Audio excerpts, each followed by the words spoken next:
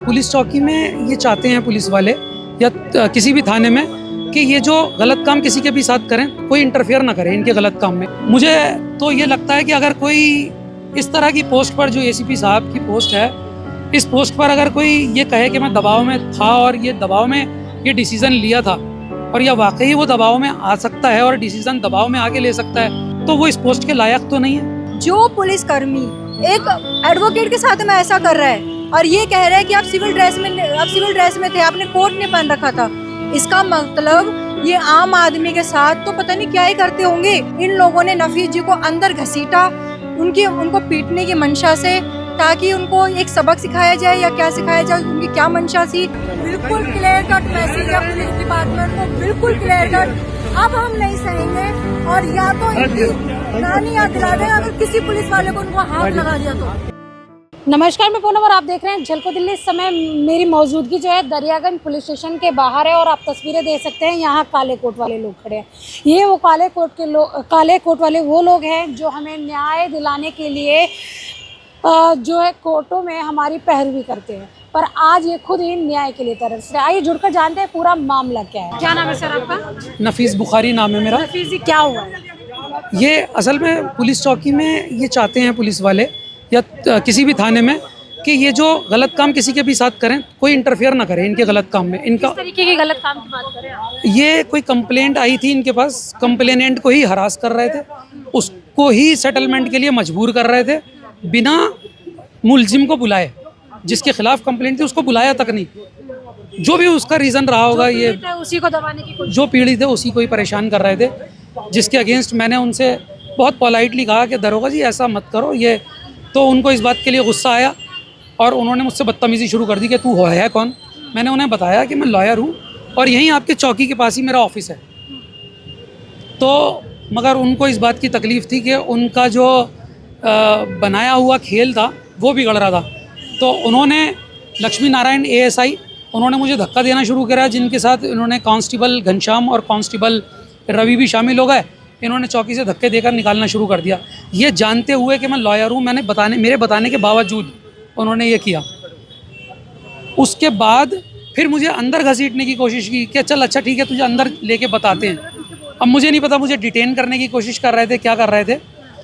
जब उनकी कंप्लेंट मैंने की तो यहाँ पर ACP साहब के ऑफिस से मुझे फ़ोन आया गया, आप यहाँ पर आके मिलो। हम यहाँ कल 12 तारीख को 4 बजे ACP साहब के ऑफिस में आए। ACP साहब ने सारे डिस्कशन के बाद ये कहा कि ठीक है, हम उसको सस्पेंड कर रहे हैं, तीनों लोगों को। और सस्पेंड करने के लिए उन्होंने पूरा वीडियो पर उन्होंने बोला कि हम उसे सस्पेंड कर रहे हैं। उसके बाद हम लोग चले गए। अगले दिन यहाँ पर मुझसे ये कह दिया कि उन्होंने 8 बजे आपको मैसेज कन्वे कर देंगे कि हमने सस्पेंड कर दिया ऑर्डर के साथ, लेकिन उन्होंने ऐसा नहीं किया। आज फिर 3 बजे उन्होंने बुलाया और बुलाकर जो अपना ही सस्पेंशन का ऑर्डर था उससे मुकर गए वो, ये कहते हुए कि कल हम दबाव में थे इसलिए हमने कह दिया था।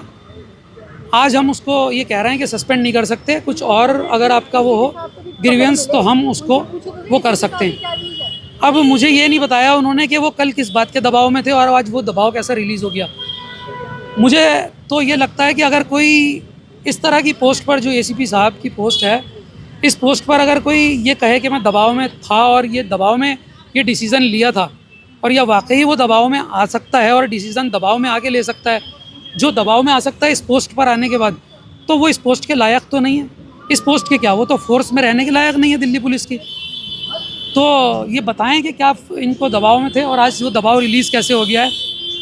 और जो भी उन्होंने सस्पेंशन की बात कही थी वो सस्पेंड करें, या आज क्या बदल गया है ऐसा 12 घंटे में जो उन्होंने वो अपने व्यूज़ चेंज कर दिए हैं। और आज वो नई बात, नया डिफेंस लेकर आए हैं अपने उस ASI के लिए कि वो कानों से बिल्कुल बहरा है, वो सुन नहीं सकता। उसने आपकी बात सुनी नहीं कि आप लॉयर हो। वीडियो में साफ मैं बता रहा हूँ कि वो मैं लॉयर हूँ, कह रहे हैं उसने नहीं सुनी होगी क्योंकि वो बहरा है। मैंने उनसे पूछा जब वो बहरा है तो फोर्स में क्या कर रहा है डिसेबल आदमी, ये मात्र एक लीप अप होती है। और अगर बहरा है तो उसने मेरी सारी बातें सुन ली, उसने ये सुन लिया कि वो गलत कर रहा है। दिव्यांगता का सर्टिफिकेट मांग लीजिए। ये देंगे क्योंकि यही क्लेम कर रहे हैं। जो क्लेम करता है वही सर्टिफिकेट देगा, वही प्रूफ करेगा। मुझे तो लगता नहीं वो बहरा है, या वो तो सब कुछ समझ आ रहा था उसको ये बात समझ आ रही थी कि उसने जो ये प्रोजेक्टेड काम किया हुआ है, जो इलीगल काम वो कर रहा है, उसमें मैं इंटरफेयर कर रहा हूँ, उसको ये बात समझ आ रही थी, ये बात उसने सुन ली मेरी। उसके बाद उसने मेरे से पूछा कि तू है कौन ये मेरा इंटरफेयर करने वाला। जब आश्वासन हमें कल दे दिया गया, उसमें बहुत सारे एडवोकेट साथी हमारे साथ थे।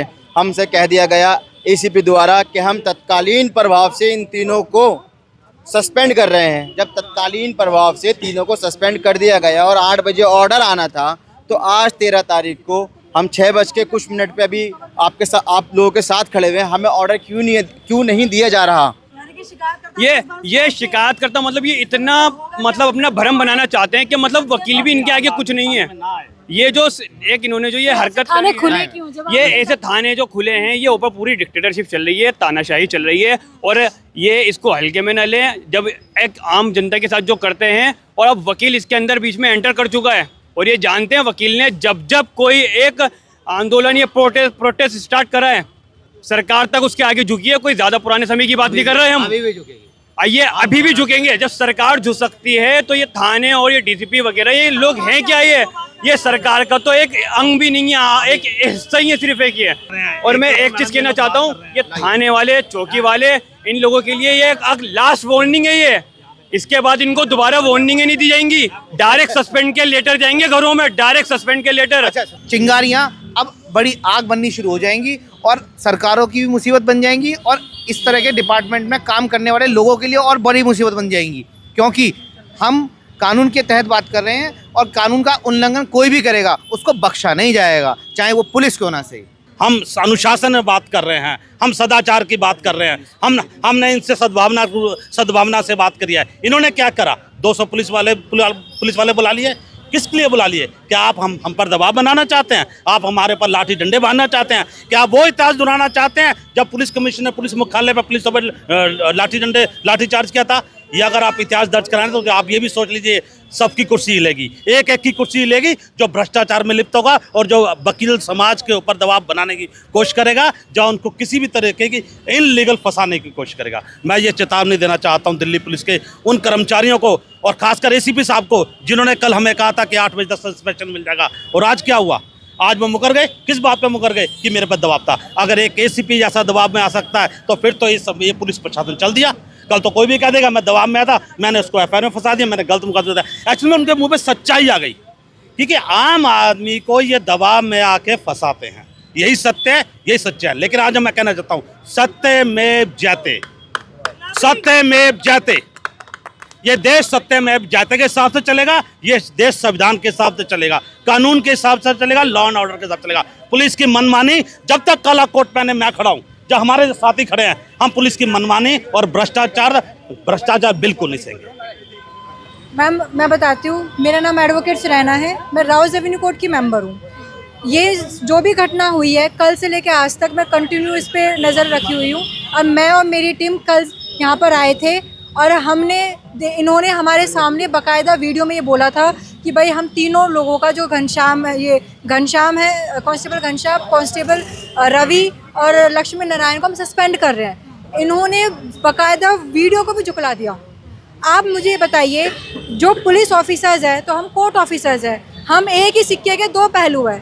जो ये बिल्डिंग देख रहे हो आप, जो पुलिस डिपार्टमेंट है, ये महज एक ईंटों की बिल्डिंग नहीं है। यहाँ लोगों की होप्स है कि हम यहाँ पर आके हमें न्याय मिलेगा। एक फर्स्ट स्टेज पे अगर किसी के साथ कुछ गलत होता है, वो सबसे पहले हमारे कोर्ट के दरवाजे से खटखटाने से पहले वो इस पुलिस स्टेशन आता है।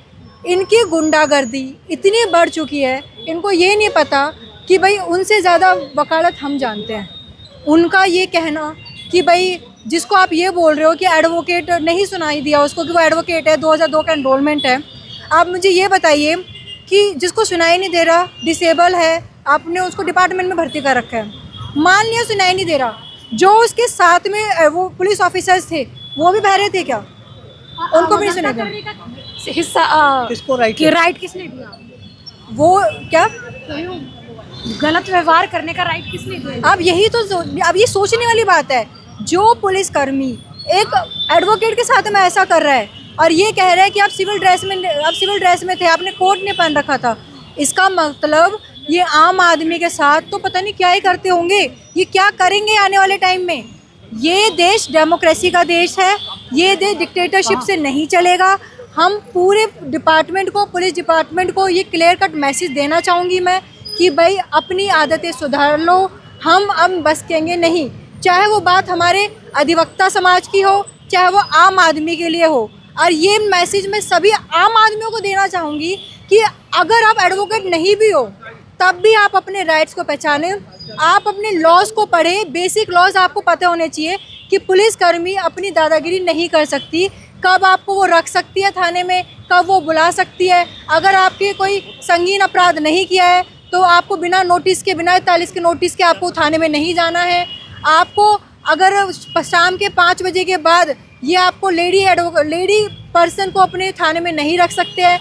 ऐसे बेसिक लॉज आपको पता होने चाहिए, वरना ये पुलिसकर्मी इतना, हमारी आंखों पे पट्टी बंदी होती है न्याय प्रणाली की, पर जो ये गलत कानून का सहारा लेके जो ये गलत काम कर रहे हैं, इनका रिजल्ट कहीं और कुछ नहीं होगा सिवाय डिक्टेटरशिप के। मैम आप यकीन नहीं मानोगे, यहाँ पे कुल 10-15 एडवोकेट्स होंगे, वो अंदर बिठाए बातचीत के बहाने इन्होंने पूरी बस भर के 10-15 एडवोकेट से इतना डर रहे हैं कि उन्होंने बस भर के लाठियों के साथ इन्होंने फोर्स बुला ली। इन्होंने अंदर बातचीत के बहाने पूरा रूम कवर कर दिया, ना किसी को अंदर जाने दे रहे थे, ना किसी को बाहर जाने दे रहे थे। मैं अकेली एडवोकेट, वहाँ पे लेडी एडवोकेट थी, मैंने फ़ोन घुमाया ये सिर्फ ये दिखाने के लिए कि यहाँ पे कितनी फ़ौज है, क्या नहीं है। इन लोगों ने तुरंत बोला कि लेडी स्टाफ को बुलाया जाए कि मैडम वीडियो कैसे बना रही है। इनको ये नहीं पता कि अगर थाने के अंदर फुल गुंडागर्दी चलेगी और सारे देखते रहेंगे। इनका साफ कहना है, हमने इनको 2 ऑप्शन दिए कि चलो इनका कहना है कि हम किसी की रोटी नहीं छीनेंगे। हमने बोला मत छीनो, अगर आपने गलत किया है आप उसको एक्सेप्ट तो करोगे हमने गलत किया है। आप उसको ऑन वीडियो, जैसे कि हमारे जो पर्सन है एडवोकेट साहब की वीडियो वायरल हुई है, आप अपनी एक वीडियो वायरल करवाओ कि हाँ भी हमारे साथ हमारे साथी ने गलत किया और हम उसकी माफ़ी मांग रहे हैं। आप उस माफ़ीनामा भी नहीं दे रहे हो, आप सस्पेंशन भी नहीं दे रहे हो, न्याय कैसे होगा आप मुझे बताइए। इन लोगों को ये नहीं पता था थाने वालों को कि ये एडवोकेट है या अधिवक्ता है, जो कि उनको बाद में पता लगा। इन लोगों ने जब हमारे अधिवक्ता को पता लगा कि पुलिसकर्मी गलत पावर का प्रयोग कर रहे हैं, इन्होंने उनका विरोध किया, उनको रोका। उनके विरोध करने से पुलिसकर्मियों ने बोला कि तू बाहर निकल, तू होता कौन है। जो कि आप वीडियो में देख सकते हो, धक्का मुक्की की गई, धक्के मार के गेट से बाहर निकाल रहे हो, थाने में से बाहर निकाल रहे हो, जैसे कि इनके पता नहीं पुश्तों की जागीर है ये कोई पब्लिक डिपार्टमेंट नहीं है। इन्होंने ऐसा बर्ताव किया। उसके बाद में हमारे जो अधिवक्ता है उन्होंने बाकायदा बोला कि मैं अधिवक्ता हूँ, मैं एडवोकेट हूँ और मेरा एनरोलमेंट 2002 का है, मैं 30,000 ही में बैठता हूँ। उसके बाद में इन्होंने क्या किया, ये इस चीज़ से ये लोग चिढ़ गए या इनका आक्रोश और बढ़ गया। इन लोगों ने नफीस जी को अंदर घसीटा उनको पीटने की मंशा से, ताकि उनको एक सबक सिखाया जाए या क्या सिखाया जाए, उनकी क्या मंशा थी। आपने लगातार कई बार झलको दिल्ली पर वीडियोस देखी होंगी कि पुलिस जो लगातार आम जनता पर दबाव बनाती है, जब कोई घटना घटी जाती है किसी पीड़ित परिवार पर, लगातार सेटलमेंट के दबाव बनाए जाते हैं। और आज फिर वही मामला दरियागंज पुलिस स्टेशन से आया, जब उस पूरे मामले के अंदर एक वकील की एनरोलमेंट शामिल हुई, तो उसके साथ धक्का मुक्की, घसीट, मारना पीटना और गाली गलौज करना किया जाता है, जिसकी वीडियोस को सोशल मीडिया पर भी है। उस व्यक्ति से पूरे मामले को वकील ने बताया कि किस तरीके से उसके साथ कहा जाता है कि आप होते कौन हो, किस तरीके से वकील की पावर को वकील के साथ जो है बदतमीजी की जाती है इसी थाना दरियागंज के अंदर। उसके बाद यहाँ पर धीरे धीरे काले कोट वाले लोग जुटना शुरू हो जाते हैं। इन सभी को बातचीत करने के बहाने अंदर बुला लिया जाता है, ऐसा इनका कहना। उसके बाद यहाँ तमाम यानी दरियागंज थाने का घेराव करवा दिया जाता है। आखिर ये पूरा मामला क्यों है ऐसे, आखिर दिल्ली पुलिस पे जो इतने गंभीर आरोप लगते हैं कि लगातार ही सेटलमेंट कराती है, उसके बाद जब ये काले कोट वालों के साथ यानी वकीलों के साथ, अधिवक्ताओं के साथ बदतमीजी करती है, तो आम जनता के साथ क्या होता होगा।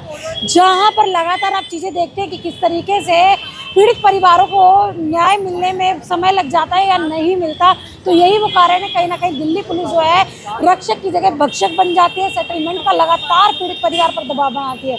जब काले कोट वालों को नहीं बख्शा गया, इन अधिवक्ताओं को नहीं बख्शा गया, तो आम जनता के साथ क्या होता होगा। आपकी इस वीडियो के बारे में क्या राय है हमें कमेंट में जरूर बताएं। इसके साथ ही देखते रहे झलको दिल्ली में कैमरामैन नरेश के साथ पूनम।